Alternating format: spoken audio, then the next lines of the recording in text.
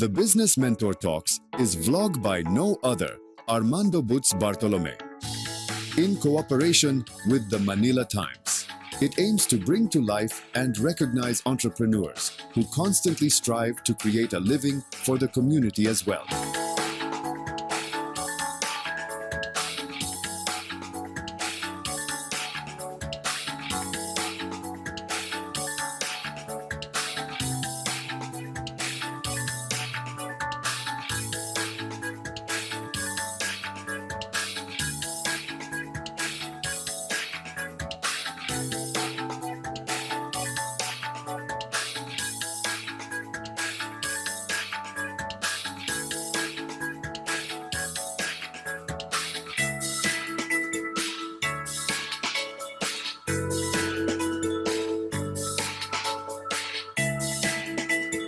Listen to the Business Mentor Talks with Butz Bartolome.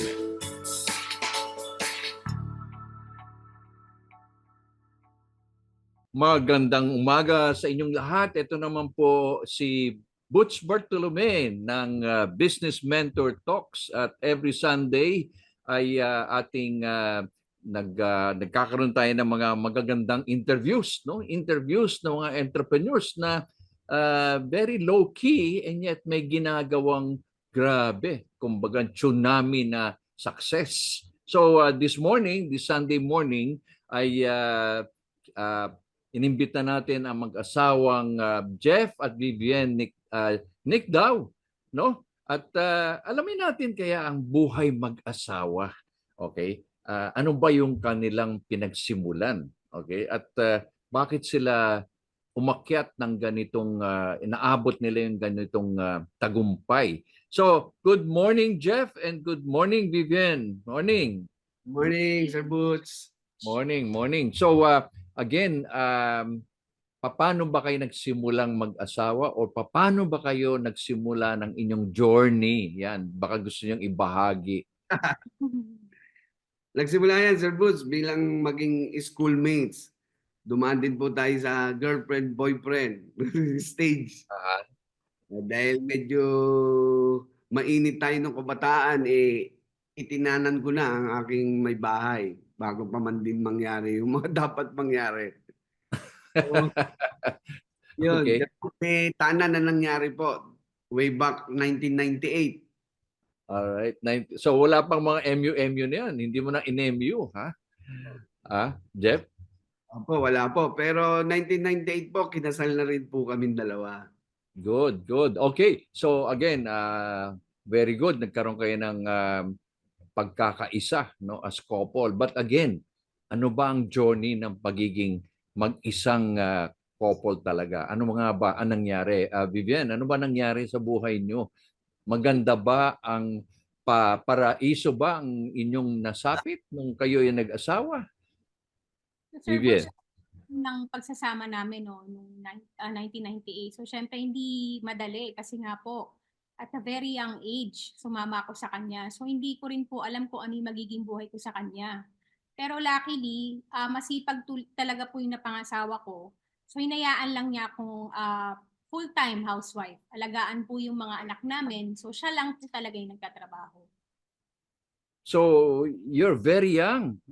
You're very young and you are taking care of the family. Ika nga, Vivienne, di ba?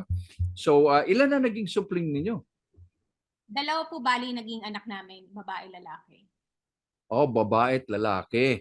Alright. So, mga ilang taon na sila ngayon? Ayun po, Sir Butch, yung panganay namin is 23 years old. Kakagraduate lang po niya ng nursing. And then yung namin is lalaki. So, third year college po siya. Taking up business admin po. Administration po. Very good. So, again, ano naging challenge sa'yo, Jeff, sa pagiging hindi na binata, ngunit ikaw ay isang may responsibilidad. So, ano ng mga paghahamon sa'yo? Binat na binat, Sir Butz, sa hataw. Binat na binat. Kasi siyempre, unang-una, pinili natin yung buhay may asawa, so kailangan panindigan po natin. Lalo na po nung nagkaroon po kaming supling na dalawa. So, lalong nabinat yung pagiging binata ko. Ang tinuon ko po yung buong oras at buhay ko sa paghahanap buhay, maitaguyod po yung aming pamilya. So, yung mga challenges, yung mga challenges na hindi mo makalimutan, Jeff? Number Ah, one, coach, yung finances, siyempre, number one po yan. Ako naman po sobrang swerte dahil nagkaroon ako ng supportive na partner, na asawa. So, yung finances, Sir Boots, kasi for so long a time, talagang yung sweldo, talagang hindi sumasapat po. Madalas po kulang, ano. Kaya mm, kung anong racket po talaga, side hustle yung ginagawa ko that time. Medyo mabibigat pero wala, kailangan po dahil kulang. So yun po yung pinaka nakita kong struggle namin. Ako sa mhm. pagpapalaki naman ng mga bata, nandiyan naman po yung aking asawa, talagang ginabayan niya yung mga bata. So ako po talagang nag-focus sa mga resources. So, napagpala naman po tayo dahil hindi po tayo napabayaan. So, hanggang sa makapag-put up po tayo ng sarili na nating business. Ayan. So, paano nga? Punta tayo sa pagiging negosyante, mga negosyante. Okay. So, paano kaya nagsimula? Paano mo dinicide na you cross the bridge and Opo. never look back? Vivian, paano ba yan? Ano ang ginawa niyong proseso dyan? Kasi I'm sure maraming mga nanonood sa atin, mga mag-asawa, di ba? Paano kaya ginawa nitong sila Jeff at Vivian ang kanilang starting journey as an entrepreneur? So, yan, Vivian. Ako, Sir Butch, kasi ever since, passion ko po kasi is food. So, mahilig po talaga akong magluto. So, si husband, since mahilig siyang magnegosyo, pinasok niya po yung mga iba't ibang negosyo. Pero luckily, yung iba po kasi yung mga pinasok niyang negosyo, nagkaroon siya ng mga iba't ibang business partner, hindi po nag-succeed. So, doon na yung time na napag-usapan namin na why not na kami na lang po yung mag-partner instead na kukuha pa kami ng mga business partner. So, Mhm. hikayat niya ako na yung passion mo, why not na gawin mo na into business? So, doon na nagsimula. So, nilakasan ko lang yung loob ko. Actually, hindi ko nga po alam kung ano yung mangyayari. Kasi wala man pala talaga akong kaalam-alam sa negosyo eh. Kasi as a Mm. time housewife. So, nilakasan ko lang yung loob niya. Nakinig lang ako sa kanya kung ano yung mga dapat gawin. So, ako po muna yung sumubok ng negosyo. So, that time kasi usong-uso po yung mga milk tea. So nagtayo lang po ako sa school ng mga anak ko, sinubukan ko. So luckily, marami naman po ako mga feedback sa mga customer na masarap daw yung aking milk tea. So yun na po yung umpisa na pina-franchise na namin. Doon na po nabuo yung Yenmark Food Cart. So 2018 po yun. So yun na po yun, pina-franchise ko na po kung ano yung mga nabuo kong concept.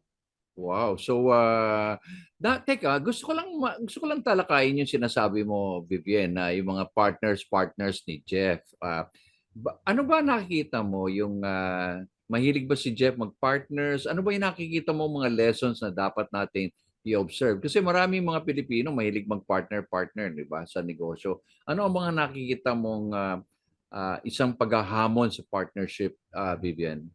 Siguro Sir Butch, yung ano nila, yung kaisipan nila pagdating sa negosyo, yung iba-iba Mm. sila ng thinking. So doon po siguro nagkakatalo eh. So mas maganda siguro talaga yung sarili, wala kang iba na nag-iisip kung ano po ba yung negosyo. Kasi minsan hindi naman iba-iba ang isip ng tao, di ba Sir Butch? So Mm. iba-iba din po yung pananaw nila when it comes sa business. Si Jeff, anong nakikita mo? Bakit ka naman pumapasok sa mga partnership at tapos bigla na lang na nagkakaroon ng iba-ibang relasyon? Paano 'yon, Jeff? Ito, isa pong nasilip ko, na-observe ko, no? Ah, Pagpasok po sa partnership, talagang ako, sabi ko, hindi ako mapalad sa pagnenegosyo na with other person na partner, ano.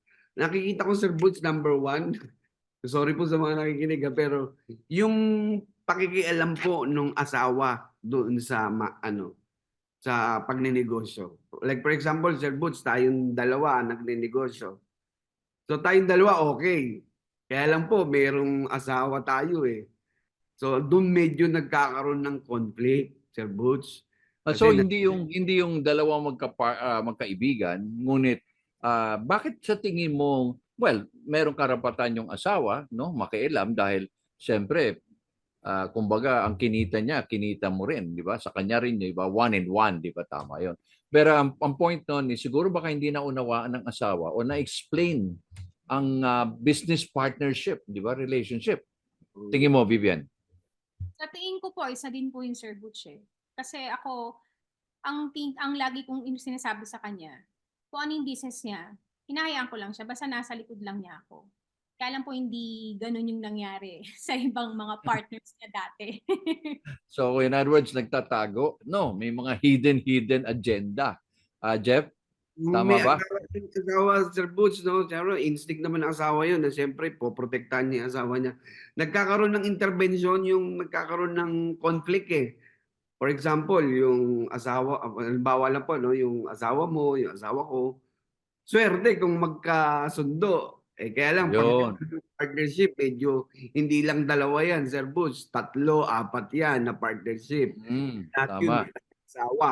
So, ang problema, pag pumapasok yung mga asawa So sa pag nagkakalabuan na ang relasyon, ibig sabihin. siyempre, So, pag uli niyan, tulungan yan, ganyan yan, ganyan. oo. So, yun yung problemang nakita ko. Yun, actually, ganun yung nangyari sa amin. Naipit kami sa nagumpugang bato. Parang ganun. So nagkaroon ng women power, empowerment. Ganun ba 'yon, Vivian? Nagkaroon Oo. ng division yung mga lalaki dahil sa mga babae. But anyway, maganda yung sinabi ni Vivian na bakit partner-partner ka pa sa iba at hindi na lang kayo, di ba? Tama 'yon, di ba? So, kumbaga sa hirap at ginhawa. So again, Vivian, nagkaroon ka ng Yenmark. Ano na ngayon ang starting journey niyo ng Yenmark? Sa starting journey, Sir Butch, hindi ganun kadali kasi wala nga po akong alam sa business.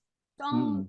ginawa ko na lang po, nag-aral talaga ako sa isang culinary school. Siyempre, iba po talaga yung may knowledge pagdating sa negosyo, di ba po? So, lahat Correct. ng learnings dun sa inaral ko, in-apply ko sa trabaho ko. And then, siya naman po yung number 1 mentor ko pagdating sa negosyo. So, ano din kung ano yung learnings na, yung tinuro niya sa akin na learnings, in-apply ko dun lahat sa trabaho ko, sa aking negosyo Mm. para mapatakbo ng maayos yung Yenmark Food Cart po. Correct. So paano anong business concept niyon, Vivian ng Yenmark? Anong description or business concept na ginawa niyo na ngayon? When you say Yenmark Food Cart po, is a food cart franchising business. So lahat po ng mga Mhm. concept nun, ako po ang gumawa. Ako po ang nag-conceptualize. So nung una nag-start po yung Yenmark noong 2018, isa pa lang po yung aming concept. That's urbanity, milk tea. So lahat naman po ng mga products namin comes from Taiwan. So ang dami Okay. yung franchising nun kasi nga po kami ang nauna sa market ng milk tea eh. So from 8 franchisee, nagkaroon po ako ng 50 hanggang sa naging 250 nationwide. Okay. So in other words, ito ay conglomeration ng iba-ibang concept ng Yenmark ba? 'Yun ang sinasabi mo. All right. So ano bang ibang concept na develop mo na? So, syempre, dumating po Sir Butch yung pandemic, di ba po? Yeah, correct. Syempre sabi ko, hindi ako pwedeng tumigil sa isang concept lang. So nagbuo ako ng mga ibang concept. So doon nabuo yung Samgyup on the go naman po Sir Butch. So pag Mhm. sinabi on the go, rice bowl po siya kung anong meron yung mga topping sa Anli like yung lettuce, may mga iba't ibang variant kami ng meat, may kimchi. So yun na po yung ginawa kong concept na on the go, ibig sabihin para ipapalapit ko na sa customer. Hindi na nila kailangan mag-dine in pa, mag-crave ka lang ng Samgyup. Ang Ali, magkano po nag-range? So ito, sa halaga Mhm. 9 pesos, meron ka ng samgyup. So meron na din So po kami chicky wings. Then yan, yung mga Korean K-pop corn dog. wow. So parang nag-innovate ka because of pandemic, di ba? Kasi sa pandemic, bawal lumabas, di ba? So ang ginawa mo, kung bawal lumabas, gumawa tayo na pwedeng ihatid sa customers. Ganun ba yon? Oh. Opo. Oo, so yon. So anong experience mo ngayon? Ngayon, ikaw ay nagpa-franchise, ikaw ay may mga iba-ibang mga tao na nag-i-invest na sa inyo. Ano ba ang mga number one success factors na mga taong kumuha ng franchise mo? Sa akin, sir, no, as negosyante, kailangan lang isipin natin is lagi positive.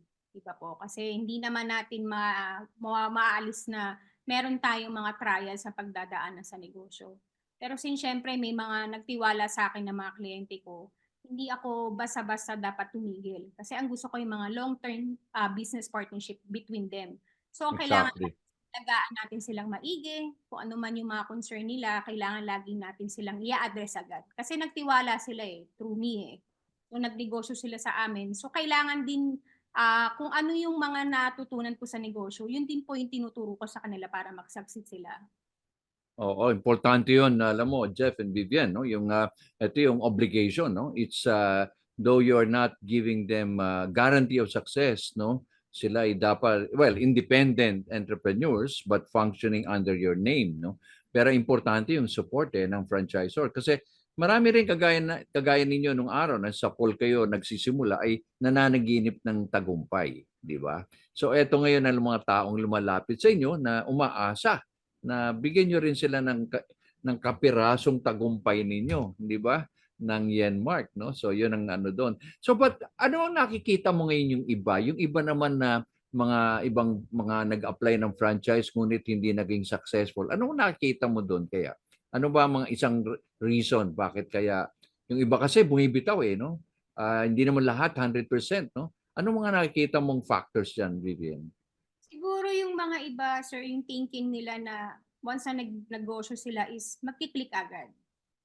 So, lagi na Yun. isipin na merong time para kung gaano ba pa, kung kailan po ba magsasucceed ang isang negosyo.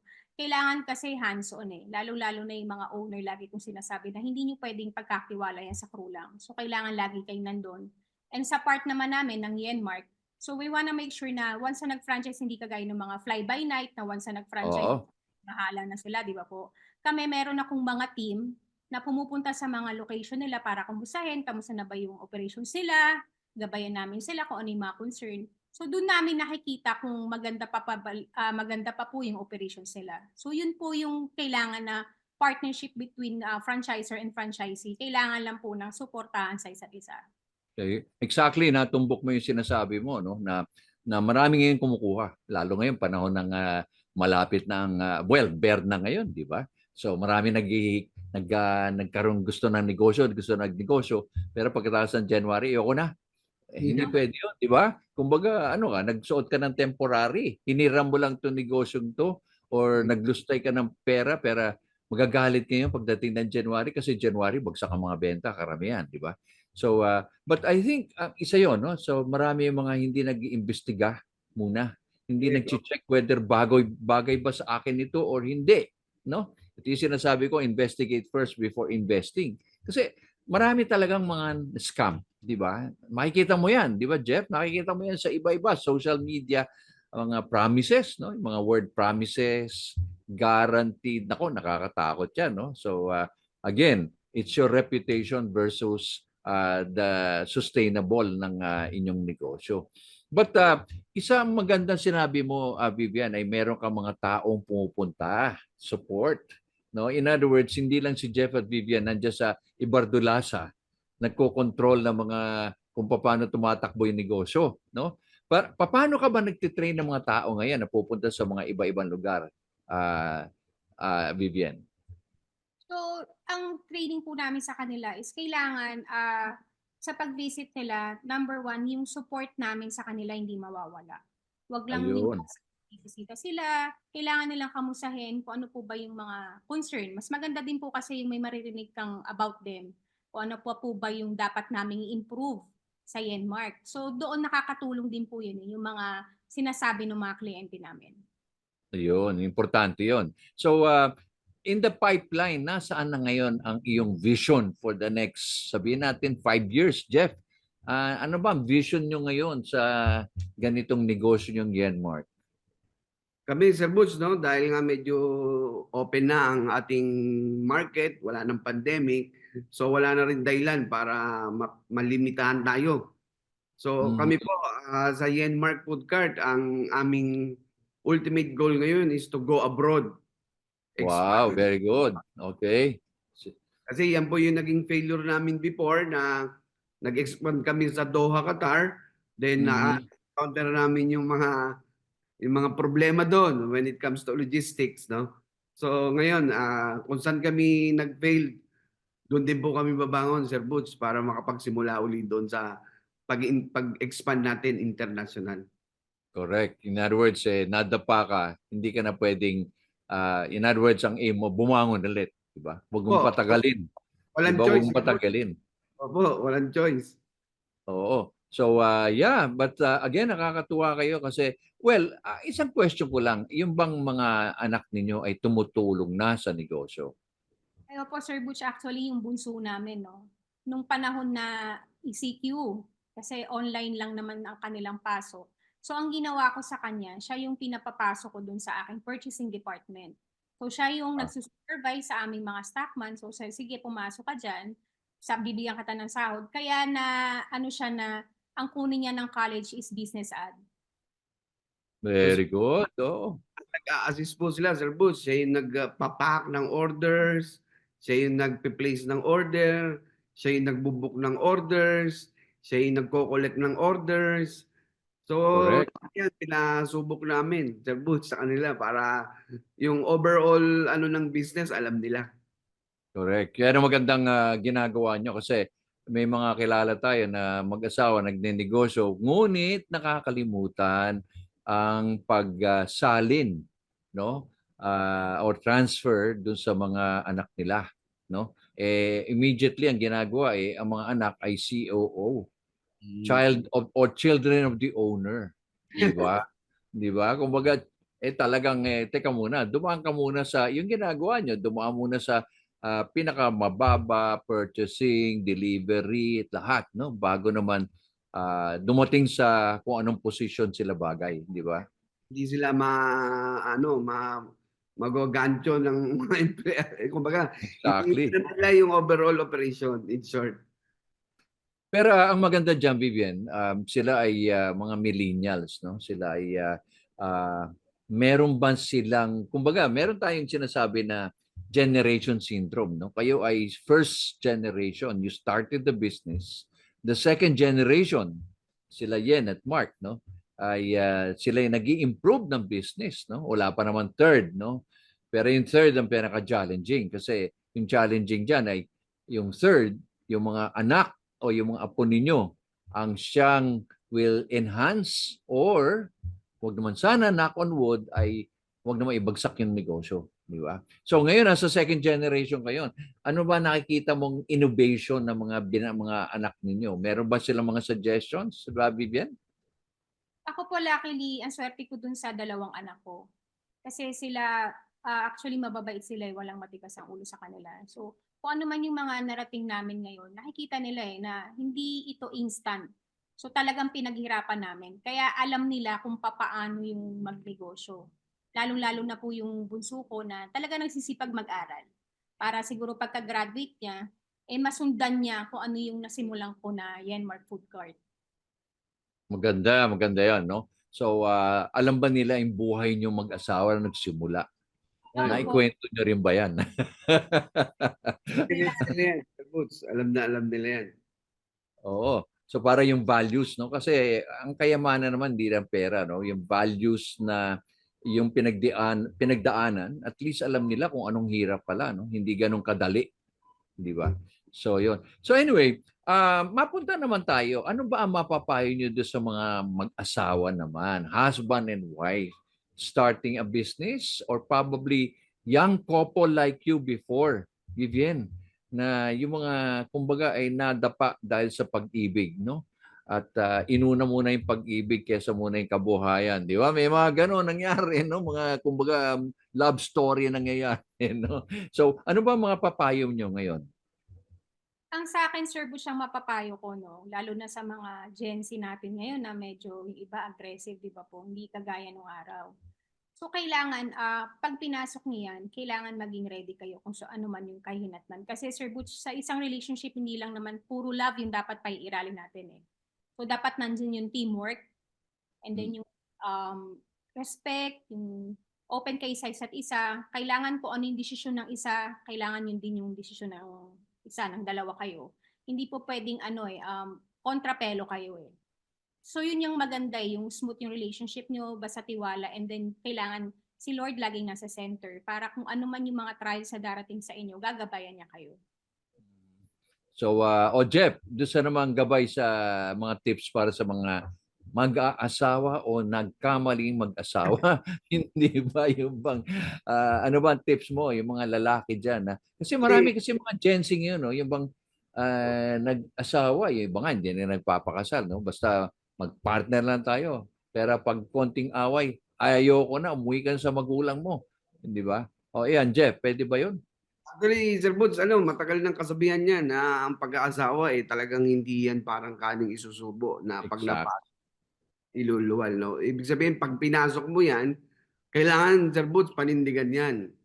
Hindi lang paninindigan dahil may pananagutan. Kumbaga, yung future, talagang paggandaan, pagsumikapan. Kasi andyan na yan eh. Kumbaga, yan na yung susubok sa'yo bilang tao, di ba ba?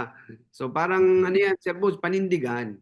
And at the same time, siyempre, bigyan natin ng magandang buhay yung sinama natin na pinili natin na makapartner sa buhay. Ganun po siya. Ayun. So, pag-isipan mo muna kung sino itatanan mo. Ganun ba yan? Ah. Para bang, Ang uso, buhay ngayon, uso. Sir Boss, hindi dapat pa sugod-sugod basta. Hindi pwedeng Oo nga. wala. I think yung mga Gen Z ngayon, iba na rin naman ang generation nila. So alam ko, Oo. iba na rin mag-isip yung mga yan. Ang ma-advise ko lang sa kanila, enjoy. Kumbaga parang enjoy nyo yung buhay binata, buhay dalaga. I-explore nyo yung sarili nyo before kayo pumasok sa kung anumang seryosohan o yung marriage life. Kasi pag nandun na tayo sa marriage life na tinatawag, wala nang atrasan yan. Kasi pag umatras ka, naku, magiging produkto ka na naman ng mga broken families na Yeah. ano yung impact sa mga kabataan, Sir Butch. Oo. Tsaka siguro bigyan mo rin ng tip paano humarap sa magulang ng babae at humarap sa magulang mo. Paano ba, nung after mo tinanan, no? Paano ka humarap sa magulang ni Vivien? At Vivien, paano ka naganda? Tiniming kong Pasko para lahat, positive. Walang tangi. May regalo po kami sa inyo. Marunong din, salesman tong asawa mo talaga, Vivian, ha? Salesman talaga. Oo. So anyway, it's so enjoyable and I'm sure a lot of people want to get in touch with you. They want to probably talk to you. They want to probably get advice from you, not just a business, but also, and really, that's the mark of a real good franchisor. Di ba? Yan ang parati ko sinasabi, kilalanin yung franchisor, huwag yung empleyado o huwag yung konsepto kasi marami nagkakamali talaga, di ba, Vivian? Diba? Hindi nagpapakilala yung mga franchisor. Oo. Di ba? May mga kilala kayong gano'n na sino may-ari ay nasa abroad do. Di ba? Yung bang huwag nyo nang alamin kung sino basta yung concept, di ba? Pirmahan na lang.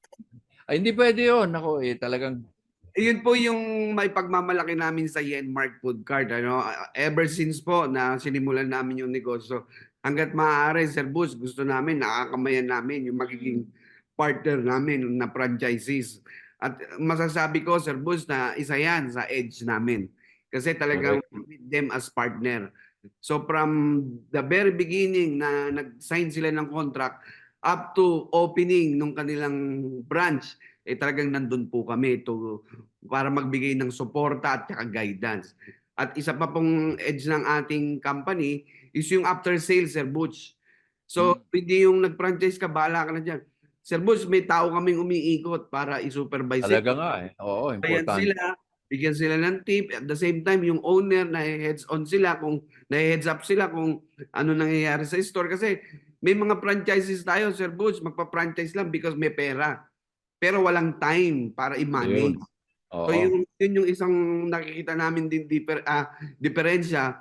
Kaya minsan yung iba talagang sumasadsad because yung walang time yung owner. So ang maganda sa amin, kahit kumbaga limited yung time mo because nagwo-work ka or may other activities ka sa labas, andun naman po kami tumutulong, sumusuporta. Yun, maganda yun. Kasi nga, tama nga, no? Kasi if you define franchising, it's really being business for yourself but not by yourself, Di ba? May negosyo ka, ngunit hindi ka nag-iisa. Yan ang ating kinaibahan do sa startup, no? Kagaya niya, nag-startup kayo, wala kayong kasigurahan kung whether yung mga trial and error, di ba? Pero yung yung meron kang tunay na mahusay na franchisor na kilala mo. Hindi lang tignan mo yung ugali kasi sa akin kung hindi kayo kumbaga magkaugalian wag na.